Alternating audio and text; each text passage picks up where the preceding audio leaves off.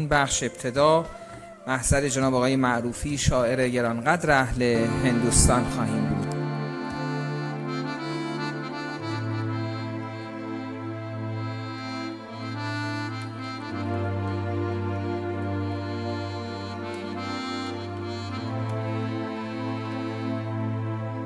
همه مهمانان عالی مقام که در این آیین یعنی برنامه شب شعر شمیم فاطمی حضور پیدا کردن، عرض ارادت و شب بخیر و خیر مقدم داشته باشم. خصوصا شاعران گرانقدر اهل افغانستان، پاکستان، هندوستان و شعرای ایرانی که در جمع و جلسه حضور داریم.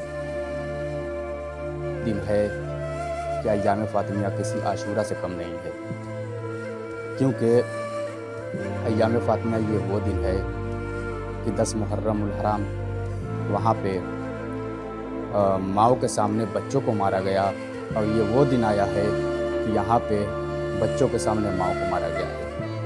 आज اما در همین لحظه ها बीबी ज़ैनब सलाम اجازه بدید از میزبان برنامه بخوام که با ما همراه باشن، میزبانی که ابتکار عملشون قابل ستایش هست و حتما توجه ویژه ایشون به اتباع امور خارجه استان خراسان رضوی و ابتکار عملی که در روزهای گذشته و ماههای قبل از ایشون و همکارانشون در این اداره کل شاهد بودیم ستودنی است.